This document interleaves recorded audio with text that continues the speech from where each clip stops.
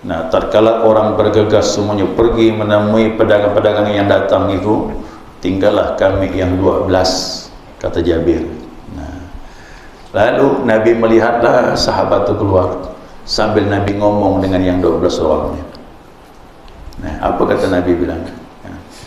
Walladhi nafsi biyadih, kata Nabi, demi diri aku dalam genggaman Allah. Nabi ngomong sama yang 12 masih tinggal. Ya, kata Nabi, lau tataba'tum hatta lam yabqa minkum ahad.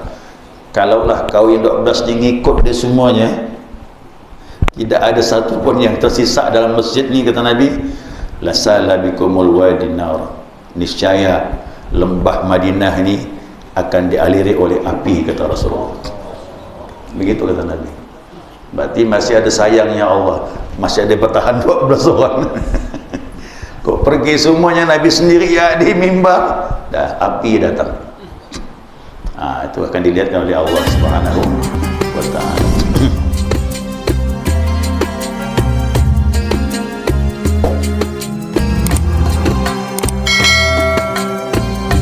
Bismillahirrahmanirrahim. Alhamdulillahi rabbil alamin. Allahumma salli ala nuril anwar wa sirril asrar wa tiryakil aghir miftahi babil yasar sayyidina wa maulana Muhammadin al-mukhtar wa alihi al-athhar wa ashabil akhyar adada ni'amillahi wa ibadalih. سبحانك لا علم لنا إلا ما علمتنا إنك أنت العليم الحكيم. اللهم ذكرنا ما نسينا وعلمنا ما جهلنا ولا حول ولا قوة إلا بالله العلي العظيم. قال المصنف رحمه الله تعالى ونفعنا بعلومه في الدارين آمين. جماعة صلاة الصبح رحمكم الله. Assalamualaikum warahmatullahi wabarakatuh.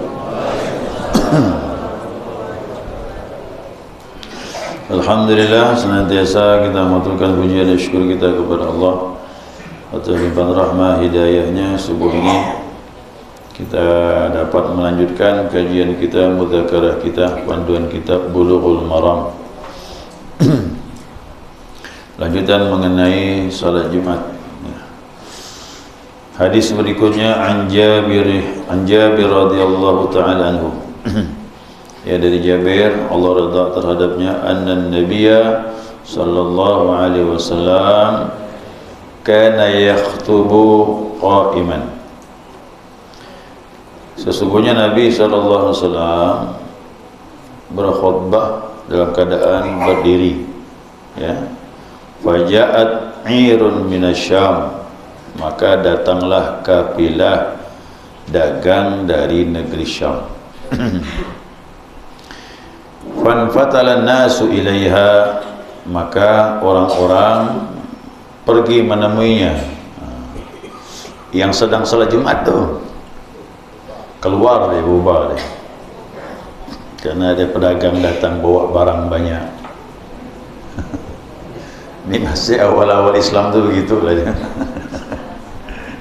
Nah, hatta lam yabqa illa 12 rajulan, sehingga tidaklah tersisa dalam masjid itu kecuali hanya 12 orang. Ya, hanya 12 orang yang tersisa dalam masjid, yang lainnya keluar, ya, menemui kabilah pedagang dari Syam. Rawahu Muslim, ini hadis sahih dari Imam Muslim.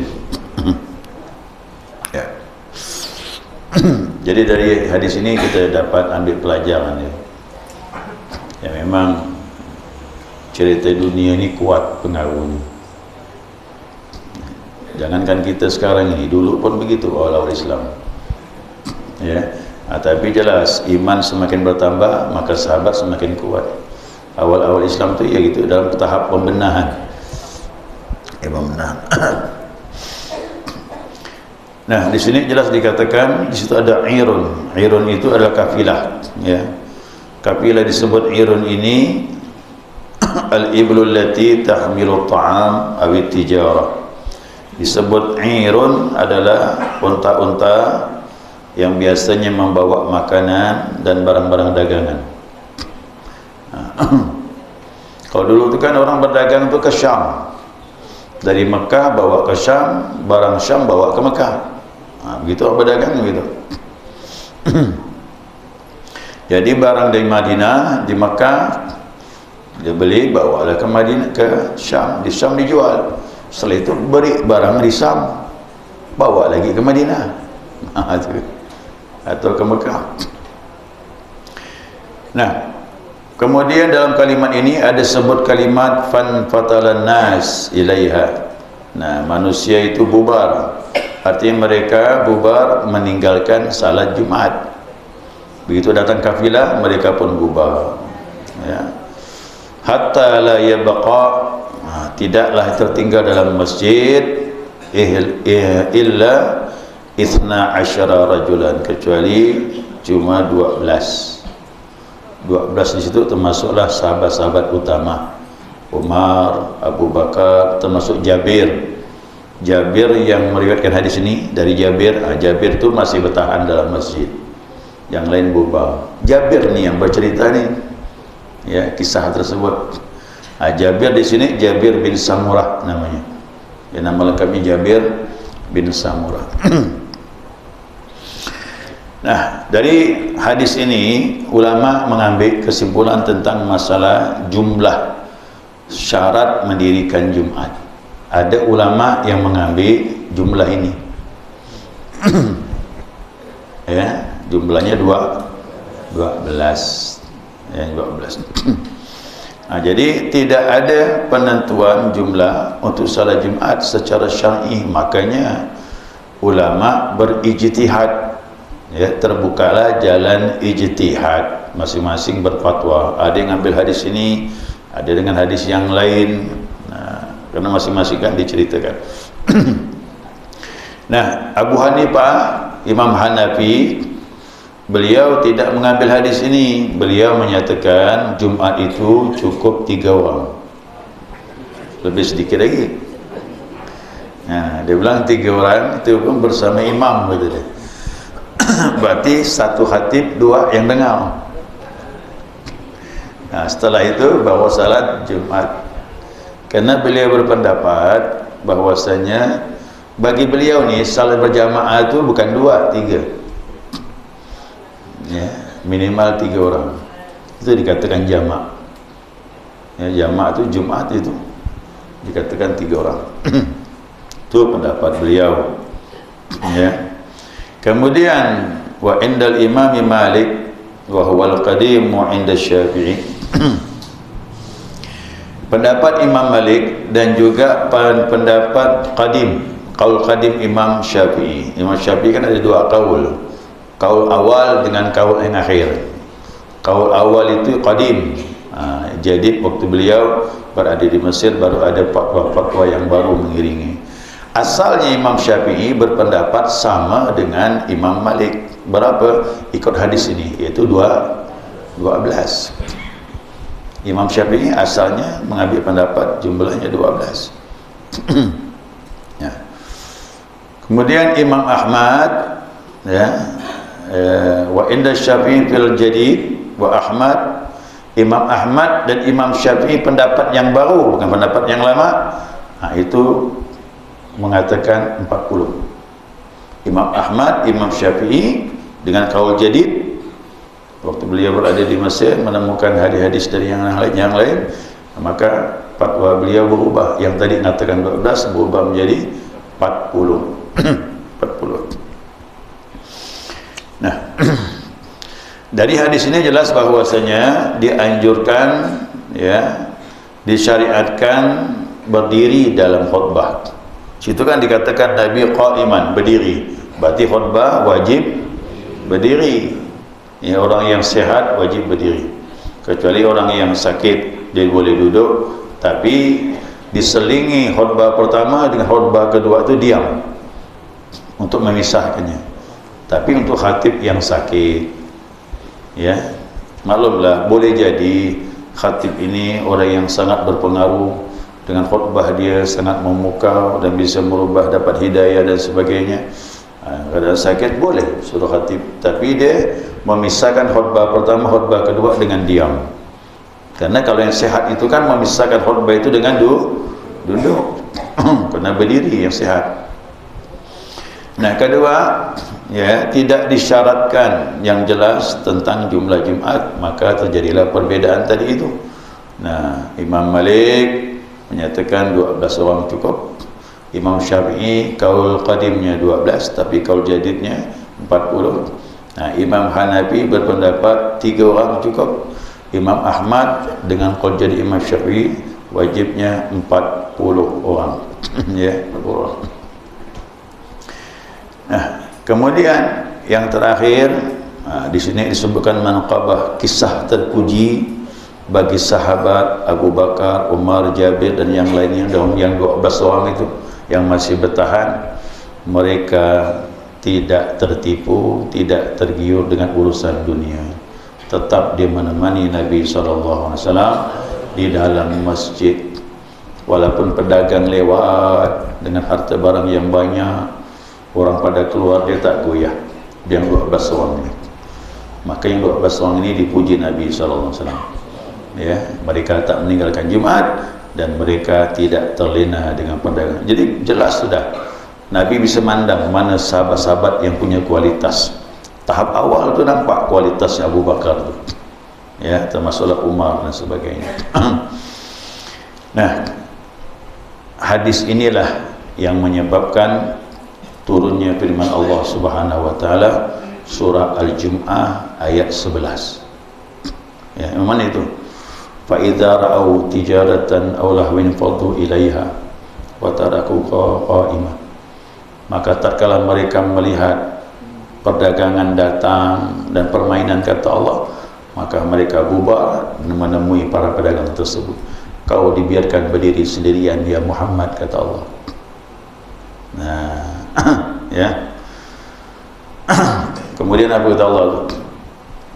Wa idza ra'aw tijaratan faddu ilaiha wa tarakuka qa'imah qul ma indallah khairun minallahi wa minat tijarah. Katakanlah ya Muhammad, sesungguhnya apa yang di sisi Allah itu lebih baik dari perdagangan dan permainan. Artinya yang tetap duduk salat Jumat, yang mendengarkan khutbah, itu lebih baik daripada orang yang tergiur dengan dagangan tersebut, barang-barang dagangan dan permainan-permainan dunia, kata Allah Subhanahu wa taala. Wallahu khairur raziqin, dan Allah sebaik-baik memberi rezeki. Hati-hati jangan kita termasuk seperti orang Yahudi. Orang Yahudi dilaknat oleh Allah. Kenapa? Mereka mulai menyepelekan hari Sabtu sebagai ibadah yang Allah pilihkan untuk mereka. Akhirnya mereka maaf dirubah, katanya lah, berubah menjadi kerak dan babi. Mohon maaf.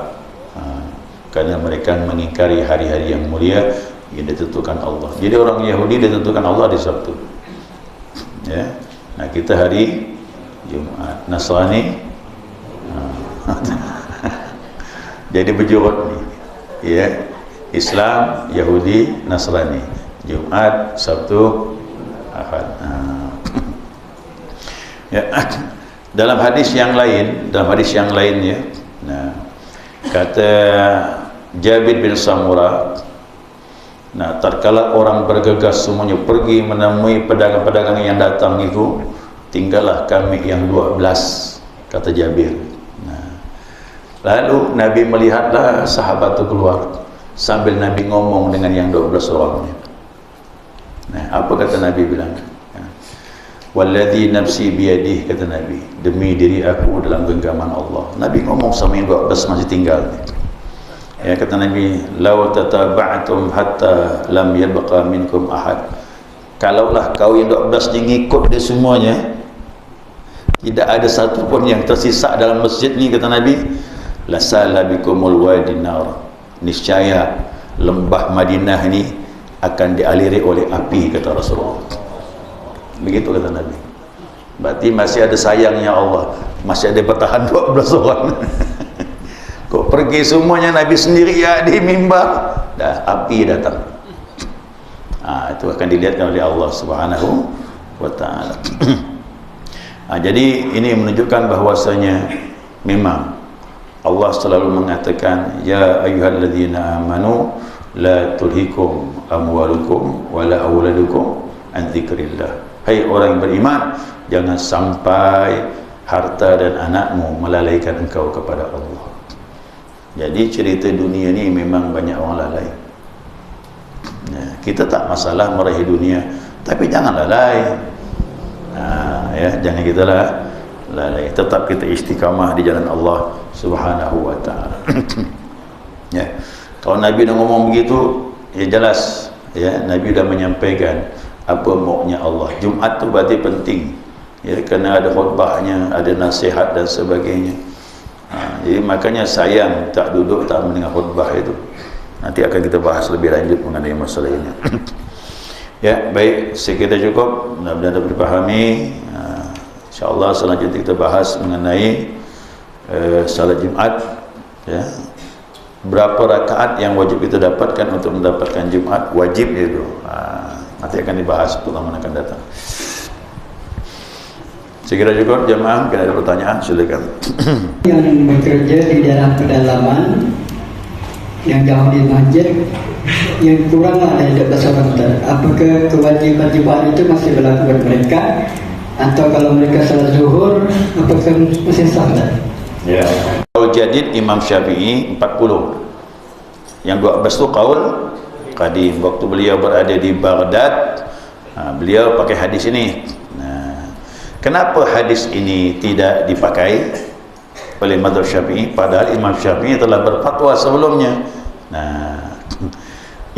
Ulama-ulama dalam mazhab Syafi'i menyatakan bahawasanya ini ihtimal, kata hadis ini ihtimal, banyak kemungkinannya. Kemudian setelah Nabi menegur kepada sahabat, setelah itu Nabi menunggu sahabat yang keluar tadi itu, yang menemui para pedagang. Setelah itu mereka kembali lagi ke masjid. Kemudian Jumat dilanjutkan. Berarti bukan hanya 12 tadi. Yang mereka menemui para pedagang tadi itu, Nabi menyampaikan tentang hadis tadi itu, maka disampaikan kepada orang tersebut, maka mereka pun kembali. Jumlah di situ tak disebutkan, yang jelas bukan 12. Ramai yang keluar tu, yang 12 tu yang tersisa. Makanya pertimbangan Imam Syafi'i pakai hadis yang lain lagi yang jumlahnya 40. Kerana jumlah waktu itu bukan hanya 12. Sekarang pertanyaan, bagaimana orang yang kerja di pedalaman, di kampung yang jauh dari pemukiman yang ramai? Di sana kalau diadakan Jumat tak cukup, dan jumlah orangnya pun memang tak cukup 40 orang. Bagaimana ini? Kalau memang tidak cukup 40 orang, maka mereka salat zuhur. Berdosakah mereka tidak salat Jumat? Tidak, karena syarat tak cukup. Walaupun sampai 3 Jumat, walaupun sampai setahun. Seterusnya. Kalau memang jumlahnya tak cukup, mereka zuhur. Zuhur. Walaupun bertahun-tahun begitu keadaannya, tak wajib Jumat karena syarat tak cukup. Syarat tak cukup. Maka jumlah 40 kuat dalam mazhab Imam Syafi'i dan Imam Ahmad. Tapi kalau kita taukid kepada pendapat Imam Malik, tadilah 12 boleh di Jumat. Sekarang permasalahannya lagi. Di tempat dia kerja ini, penduduk di sana cukup, orang kampung tu jumlahnya lebih dari 40 kakak, tapi yang datang tak cukup. Bagaimana ni? Ini wajib Jumat ni, wajib mendirikan Jumat kerana jumlahnya yang wajib Jumat sudah melebihi 40, tapi yang datang tak sampai. Bagaimana? Wajib Jumat, khutbah, salat Jumat, setelah itu i'adah zuhur. I'adah tu orang nyebut sekarang mu'adah. Mu'adah kata pada i'adah, mengudangi salat zuhur. Kenapa wajib Jumat? Kerana jumlahnya telah mencapai. Lalu kenapa salat zuhur? Kerana Jumatnya dianggap belum cukup, kerana yang hadir tak sampai 40. Jadi 2 kali salat. Habis salat Jumat, maka diulangi salat zuhur berjamaah lagi. Jadi agak berat tu, 2 kali salat. Nah, begitulah sampai nanti orang kampung tu datang pas 40. Nah, cukup salat Jumat saja, zuhur tak perlu dia lagi. Jadi bisa lihat hari ini datang berapa ni? Cuma 37 orang. Wajib Jumat, setelah itu salat zuhur. Jumat depan lagi yang datang cuma 35. Wajib salat Jumat, setelah itu salat zuhur. Jumat berikutnya lagi datang 42 orang. Wajib salat Jumat, tak perlu salat. Begitulah terus. Seperti itu.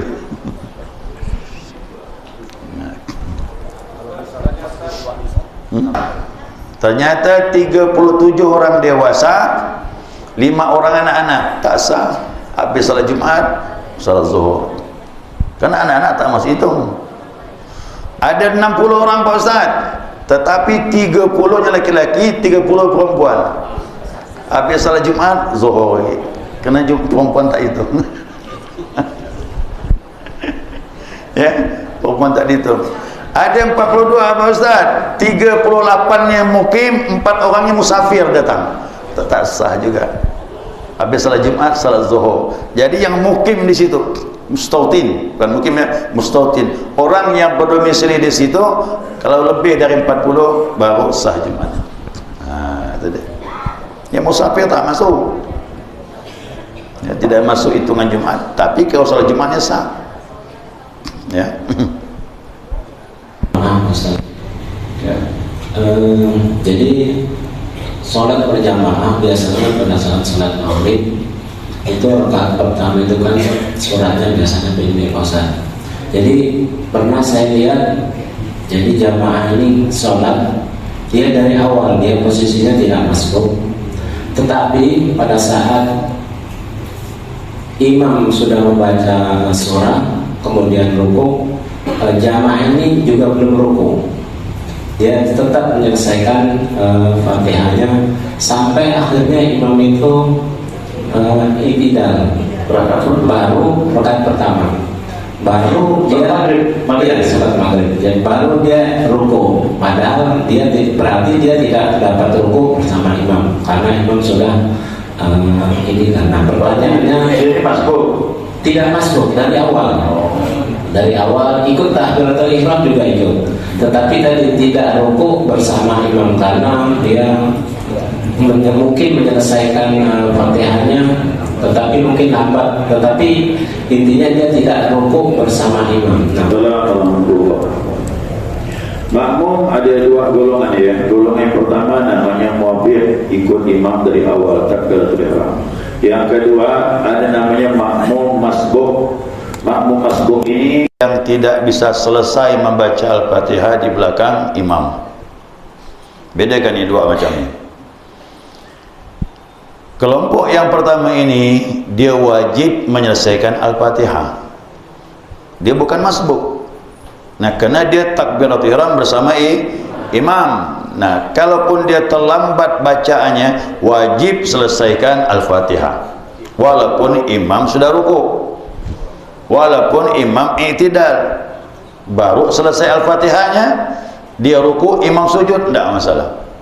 Dia pun i'tidal, terus kejar imam. Yang begini dapat rakaat, karena dia bukan masbuk. Ya, dia bukan masbuk, maka dia wajib menyelesaikan Al-Fatihah di belakang imam. Nah, berapa jauh rentangnya nih? Nah, diberi waktu kata ulama 3 rukun yang panjang. Mana rukun yang panjang? Rukuk rukun yang panjang. I'tidal rukun yang pendek, jangan dihitung. Sujud rukun yang panjang. Duduk di antara 2 sujud rukun yang pendek. Maka duduk di antara 2 sujud ini jangan panjang-panjang. Di tempatnya pendek sebagai pemisah antara 2 sujud. Itu duduk tu. I'tidal tu sebagai pemisah antara rukuk dengan sujud. Makanya i'tidal dengan duduk di antara 2 sujud rukunnya pendek, jangan diperpanjang. Ya. Nah, jadi begini, boleh jadi ini boleh jadi. ya, makmum ini dia lupa baca Al-Fatihah karena asyiknya menyimak bacaan imam, boleh jadi. Atau dia melamun, ada masalah yang sangat mengganggu, lupa baca Al-Fatihah.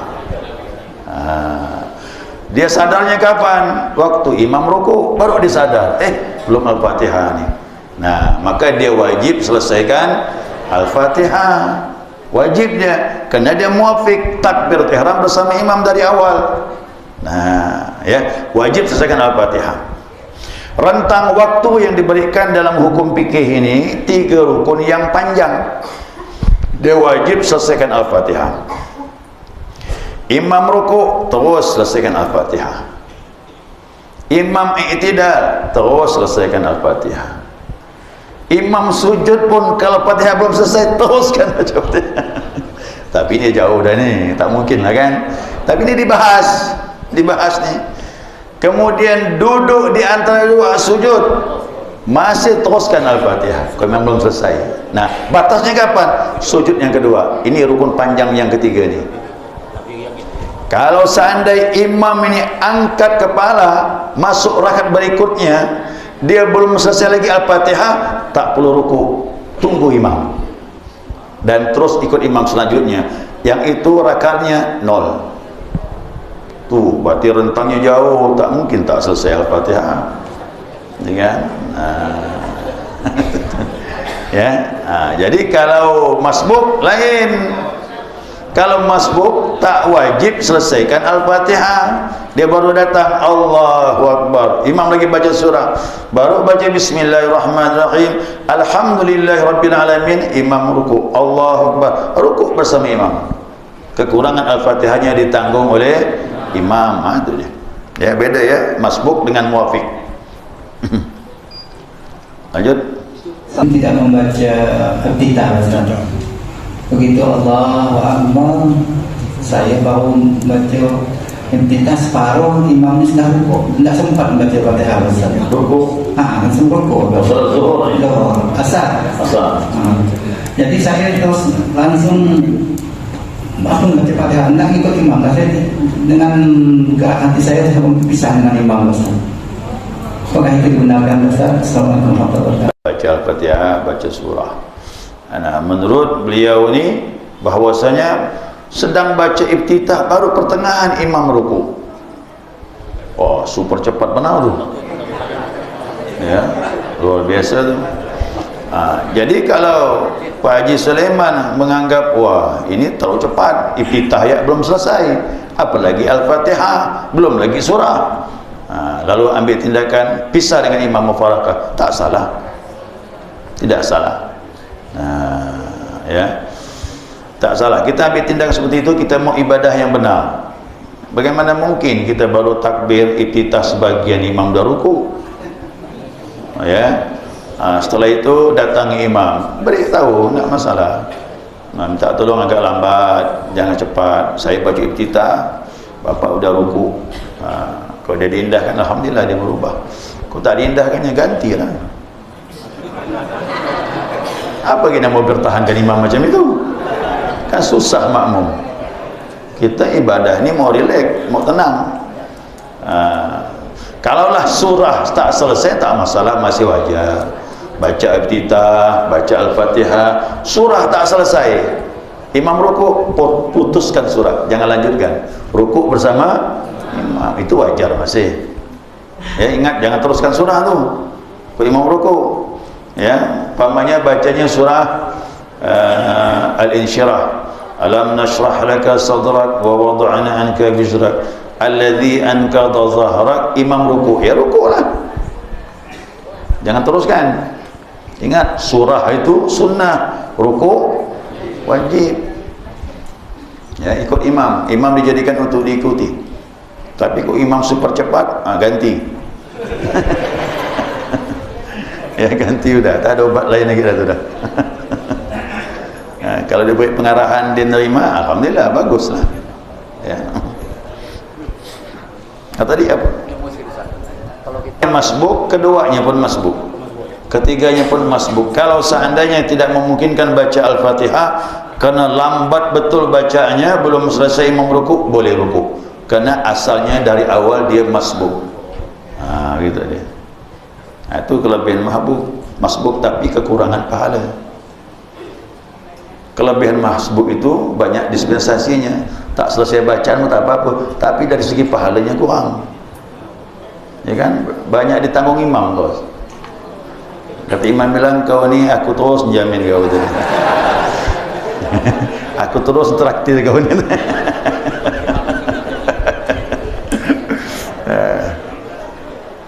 Tapi itu pun imam yang betul bacaan. Kalau imam yang bacanya rusak, tak bisa menanggung imam, makmum. Ingat tu, bacaan imam yang rusak bacaannya tidak bisa menanggung kekurangan bacaan makmum. Maka selektif lagi nanti pembahasan.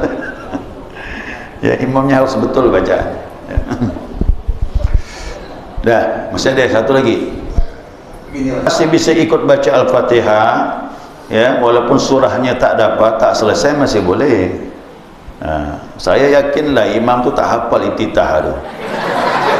Kalau sampai imam tak mau baca iftitah tu, tak hafal gitu Pak. Ya kan, salah fardu itu kita dianjurkan sunnahnya kuat baca iftitah tu. Ya, kecuali salah sunnah.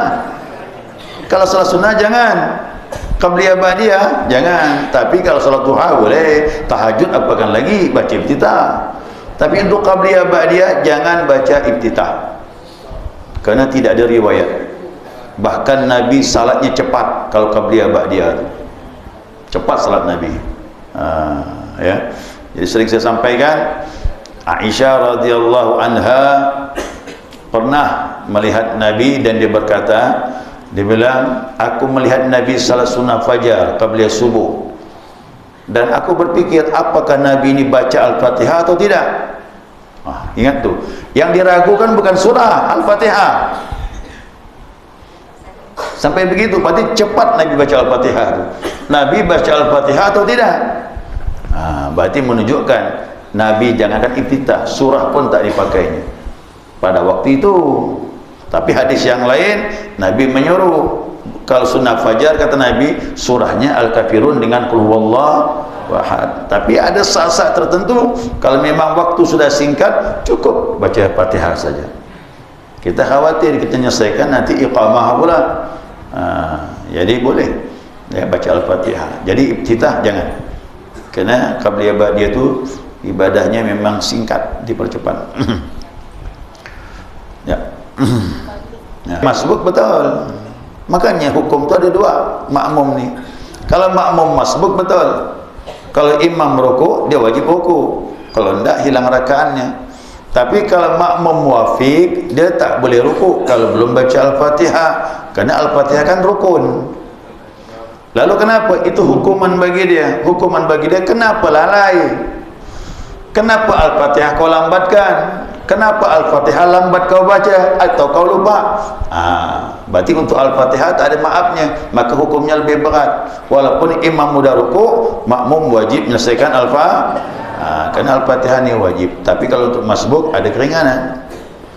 Ini dia hukuman untuk bagi makmum. Kalau muwafiq tidak boleh tidak wajib selesaikan Al-Fatihah. Dan masbuk lagi, saya beritahu masbuk, tolong lihat masbuk, jangan lagi baca iftitah kalau imam sudah baca surah. Datang imam baca surah, masuk, baca iftitah pula. Nanti sedang baca Al-Fatihah, imam ruku, habis ni, ya, bisa habis fadilah rakaatnya. Jadi begitu masuk ikut imam, langsung dia baca Al-Fatihah. Ya, saya kira itu. Subhanakallahumma wa bihamdika asyhadu an la ilaha illa anta astaghfiruka wa atubu ilaik. Allahumma salli ala Muhammad.